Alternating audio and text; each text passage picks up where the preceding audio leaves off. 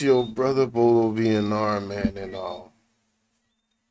wow, it's funny how life is, right? We're here living in Jamaica. We got a lot of issues, but there's the whole world out there, and our neighbors Trinidad and Tobago is definitely going through it right now, right? It's a very serious situation over there. I'm about to get abreast with what is going on. Hey, follow me on all of my platforms, guys. Bolo V&R. Yeah, I'm gonna give this a 30-second promotion. Bolo V&R clips. Yeah. I need everybody's help. Yes, Lord. Yeah. See this page right here?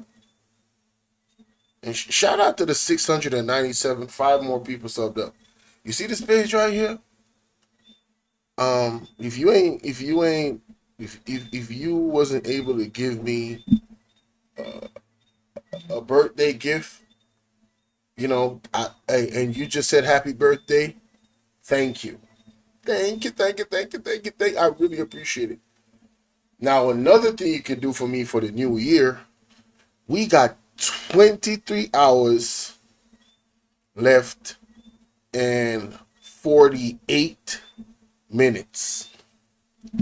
I need everybody that's not yet subbed up. I need everybody that's not yet subbed up to Bolo V&R Clips. I need you to go over there. And I need you to sub up and get me to over 1,000 subs, ladies and gentlemen. Come on, man. We could do it. We could do it before today ends.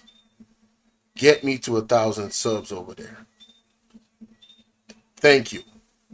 I declare it. It is already done. Let's get it. Thank you.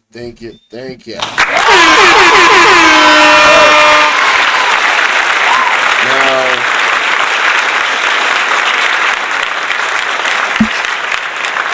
gotta let y'all know the Cash App is now available for those that want to donate to the Cash App. Cash App is available. Cash App is open. That's DH7220. That's money sign DH7220. You can check the description. You can check the Nightbot in the comment section while I'm live or premiere. You could check the pinned comment. It's everywhere.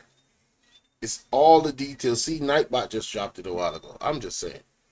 Check it out. It's not mandatory to support financially, but for those that do, I am eternally grateful. Thank you all so much. All right, let's get to this. Let's get to the content, ladies and gentlemen. So, Trinidad is in a bad space right now, and we're about to go through this conference right here to find out what's really been going on with Trinidad, right? Because I'm not aware, and I don't know if you are. So let's go on this journey together. Let's get it. Let's find out what's happening. Citizens of the Republic of Trinidad and Tobago, and particularly to you members of the media gathered here this morning at our behest, giving us an opportunity as a government to communicate with you, the national community, on very recent developments as it pertains to national security. I have here with me the Acting Attorney General, Minister Stuart Young, and together we will indicate to you the rationale and the purpose that we would have considered in the decision that was taken to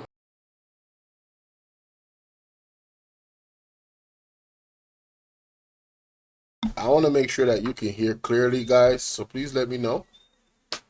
Because on my end, it's a bit low, so I want to know from you, are you hearing it clearly? place Trinidad and Tobago in a state of public emergency. And therefore, I would like to introduce Minister Young, the Acting Attorney General, to develop the theme. Minister Young. Thank you very much Minister Hines. And good morning to you, the members of the media and the wider listening and viewing public of Trinidad and Tobago. As you would all be aware, the declaration and the calling of a public state of emergency is something that is not taken lightly, and certainly it is not something that is taken lightly by this government that has now been in power for just under 10 years. Take your right hand, shake it out. How many people here want to learn faster? How many people want to remember more? You all hearing me now? Apologies, it appears as though there was some audio problem. As I was saying, as you would all be aware, the declaration and the calling of a public state of emergency is not something that should be taken lightly, or something that this government certainly takes lightly at all. In fact, in the last just under 10 years that we have been the government in power, it has always been something that has been under consideration for the purposes of dealing with national security. So I'd like to put to rest immediately at the outset any concept or any mischief, as I'm aware, must be taking place with suggestions that this decision that was taken by the National Security Council in the wee hours of this morning, based on information that was brought to our attention by the authorities around midnight of this morning, is anything but something that is not of the most serious of implications. In fact, in the consideration of whether to call a state of emergency, one of the factors that we have always considered is that we have absolutely no desire to affect the economy of Trinidad and Tobago. You all would recall the state of emergency that was called for the purposes of COVID, and during the time of COVID, it was always something that was very prevalent, the management of the economy of Trinidad and Tobago. The government has worked very hard to ensure that the economy rebuilt itself coming out of COVID, and therefore that is always one of the considerations that we have placed emphasis on in the calling of any public state of emergency. However, the current circumstances that dictated and mandated the necessity of this extreme action that we took this morning with Her Excellency, the President of the Republic of Trinidad and Tobago, based on our advice, declaring via proclamation a state of emergency in the wee hours of this morning, was based on information provided to us by the Trinidad and Tobago Police Service that, when considered as seriously as it would, dictated to us and mandated to us the necessity to take the action that we have now taken, and to provide you, the public, with as much detail as we can. Understanding is a national security issue, and therefore there will be elements that we cannot provide specific details on. I'd like to provide you all with as much as we can, because it is important that you, the population, understand why this decision was taken. After I do that, I will then get into the legal parameters of how this state of emergency is expected to affect us, the population of Trinidad and Tobago, and to give you the reassurance which will bear out what I started off by saying, that this government will do all that it can, not only to protect the economy of Trinidad and Tobago, but also to protect you, the public citizens of Trinidad and Tobago, and the population of Trinidad and Tobago. As you may be aware... Let me stop right there. Do you guys notice a similarity? And I'm talking to my Jamaican people. Do you guys notice a similarity? This government was around about 10 years ago. They was the one that carried the country through C-19. And the people of the country seem to be not feeling them. So they come off as defensive every time they do a press conference. They got to put out disclaimers out there. I thought I was listening to Andrew Holness or somebody in the JLP when I was listening to this dude. But let's continue. So far, as at the time we had to give consideration this morning as to what was taking place in Trinidad and Tobago, there were 61 homicides for the month of December. 61 homicides, approximately 623 homicides for the year. However, the focus of homicide... Yo, hold up, wait a minute. So, Trinidad has 600 plus homicides in the entire year. 50 something in the month of December. If memory serves me correctly, we have had 50 something in 2 weeks. And a state of emergency was not called in Jamaica. Now, I am not questioning Trinidad and Tobago for calling the state of emergency. I'm also not saying that Jamaica should. I'm just saying, isn't that wild? Isn't that wild that Trinidad, I think Trinidad is bigger than Jamaica. Just by the optics. All right?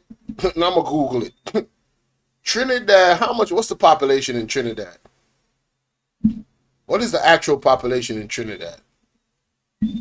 Let's Google some things. The population of Trinidad and Tobago. What is the count? Trinidad and whoa.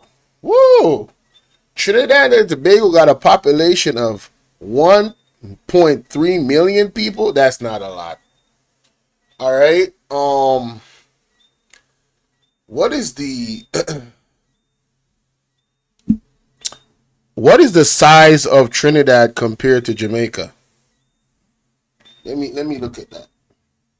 Jamaica larger than Trinidad and Tobago in terms of surface area. Okay.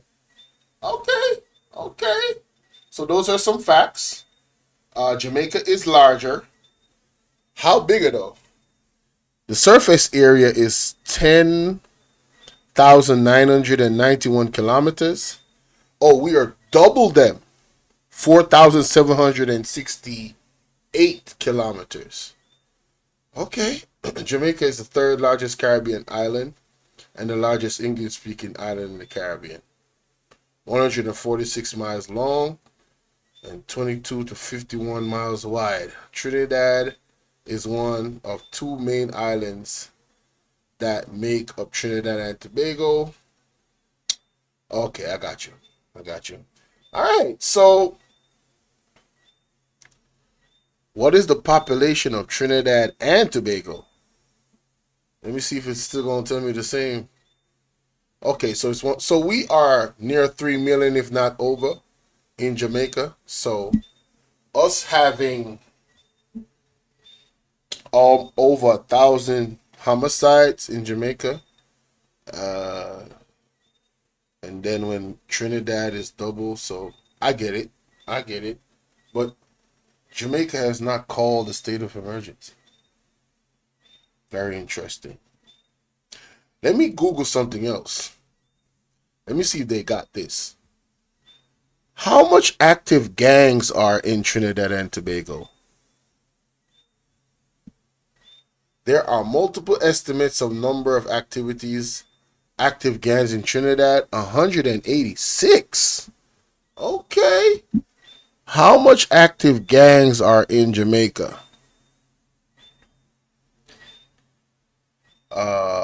Number of active gangs in Jamaica is, so Trinidad got more active gangs by estimate. On Google, it's telling me 106 to 176. I don't know what the government said about that, so that gives me some context. Okay, all right. Let's continue. Hey, Ryan, what's going on, player? And this murder rate is not the main reason why the decision was taken to call this state of emergency.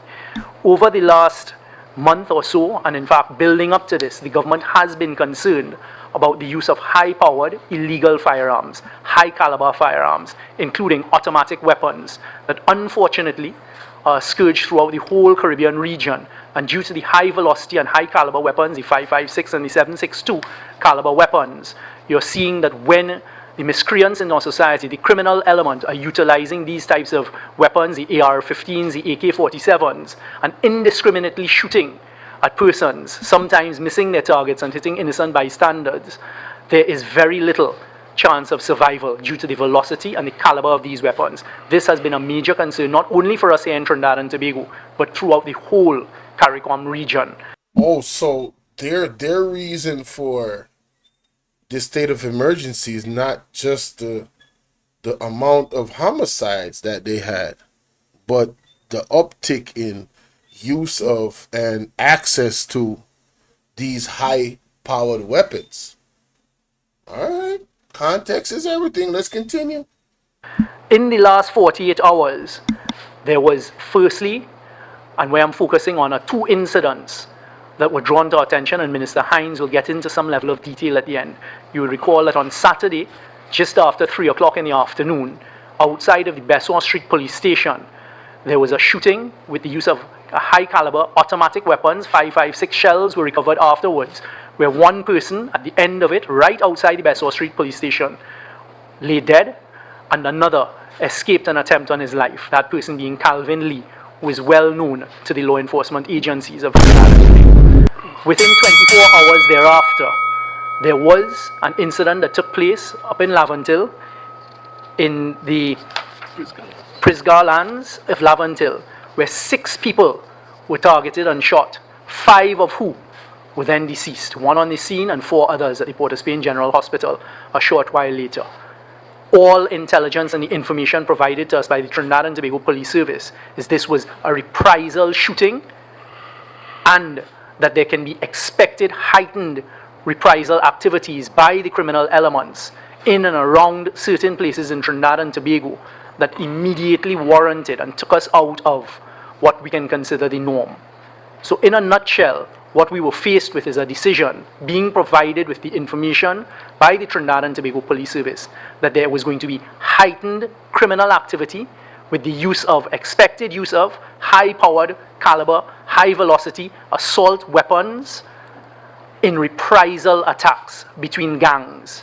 As we now all know, in these types of incidents, very often, too often for us as a government, innocent people would be affected. As a result of that, and after very careful consideration, the decision was taken by the National Security Council and then transmitted to Her Excellency the President, calling for the declaration and the proclamation of a state of emergency.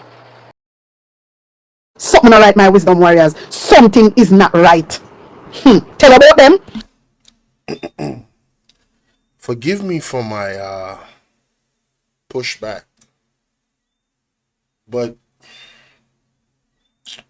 you see, the root cause of a problem is what you have to use to fix the problem.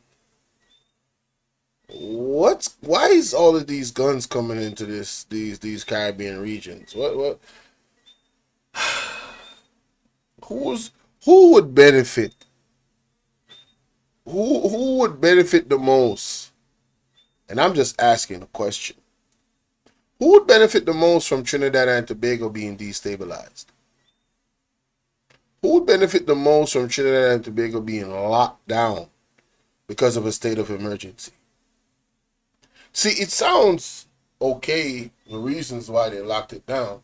I'm saying, who created the atmosphere for this lockdown? Was it organic? I mean, these gang activities, I mean, all these years, like, what was being done? You know what I'm saying? What was the approach to, getting these gangs, getting them away? Like, you gotta remove those types of vibe in your society, bro. You know what I'm saying? Like, you have a cancer in your society.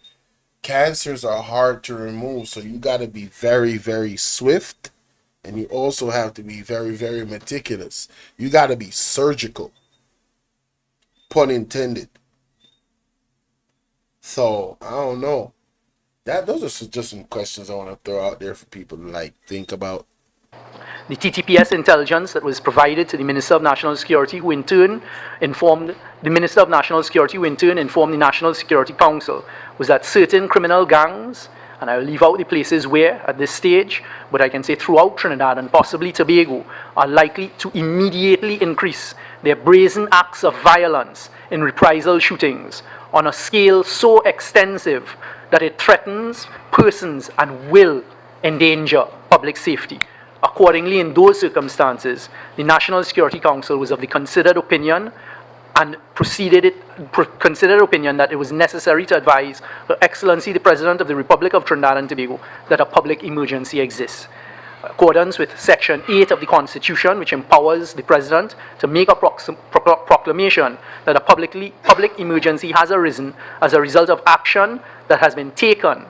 And these are the important words of the Constitution.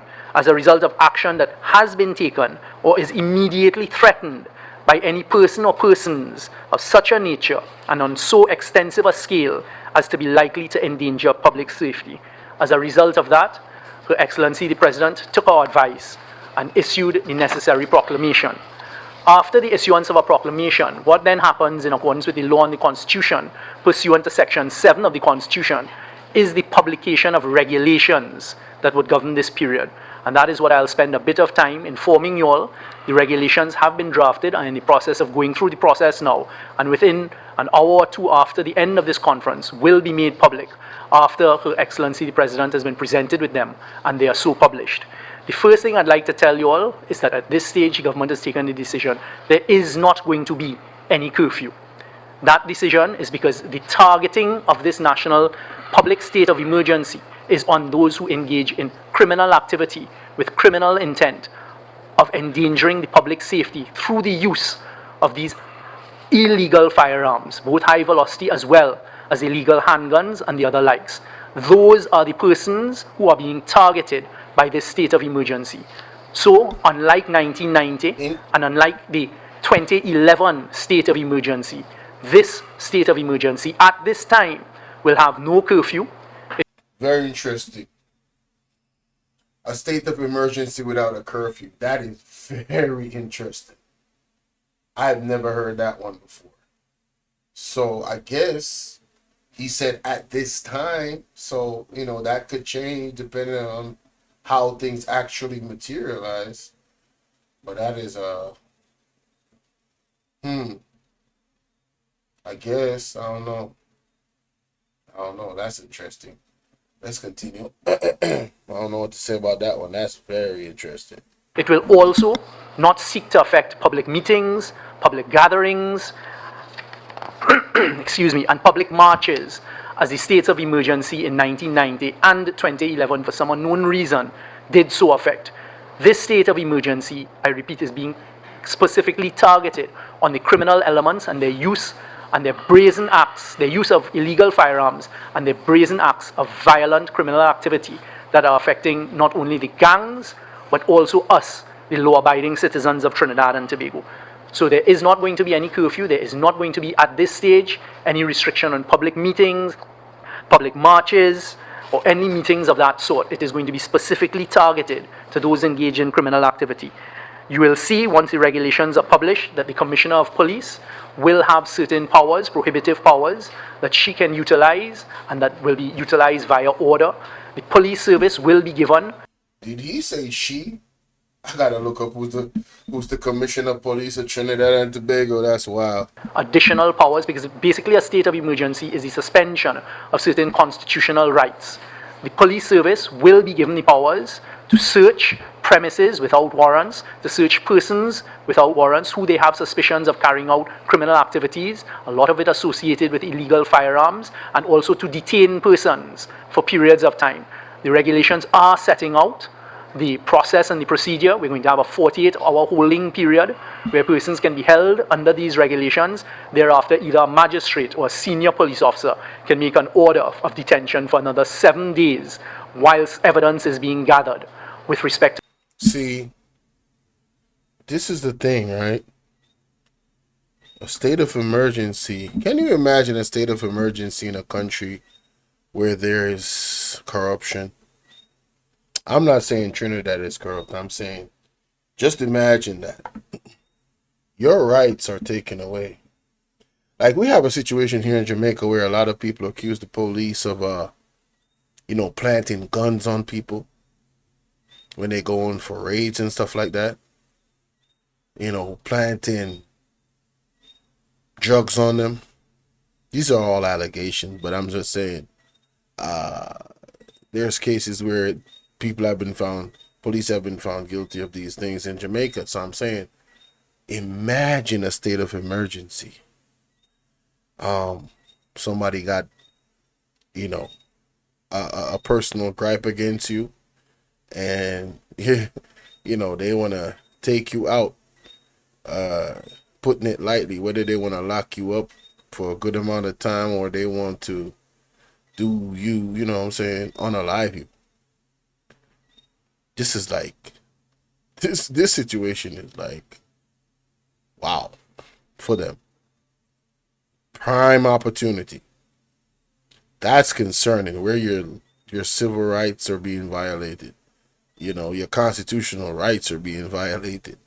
People can just pop up at your house and just search your place.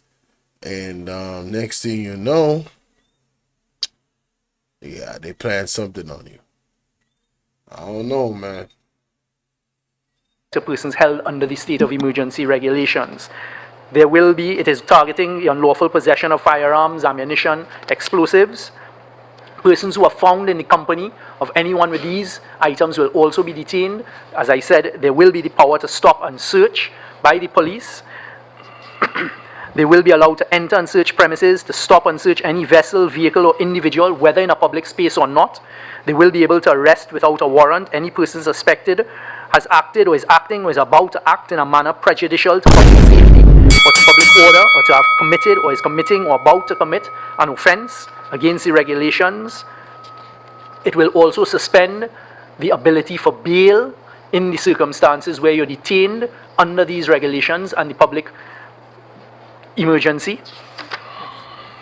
And additionally, as is normal, as happened in 1990 and 2011, in circumstances where national security dictated the need and mandated the necessity of calling of a public state of emergency, the Trinidad and Tobago Defense Force, under the Chief of Defense Staff, will be put in a ready position to assist and to cooperate with the police service, and a member of the Defense Force, for all purposes of the regulations, will have the powers of a police officer and shall, where acting in accordance with any general or specific special instruction of the Chief of Defense Staff or any superior officer of the force, be given such powers. We will be setting up a tribunal. I have been in contact with the acting Chief Justice of Trinidad and Tobago, Justice of Appeal Barrow, and this regulation with the appropriate schedule will be published, as I say, after this press conference. I'd also like to state, because of course you have persons who are trying to alarm the population, that this calling and this decision to call a public state of emergency is in somehow linked to the recent, what you would have seen, publication of the President's Excellency as Commander-in-Chief calling out the Defense Force Reserves. That is absolutely false. There is no connection. And in fact, if you go back and trace the history, certainly over the past 2 decades, decade and a half, you will see that it is traditional to call out Defense Force Reserves going into the Christmas period, straight into the Carnival period, because there is an additional need for the Defense Force to supplement the national security services at the time. So the conspiracy about this, that they trying to, I don't know how true this is, but it's very interesting. The timing of that. Man, oh man, boy. I guess, I'm not casting no aspersions. I'm just saying that is wild, right? These special forces are retired or whatever, being called out in this such time. This is a new year going in.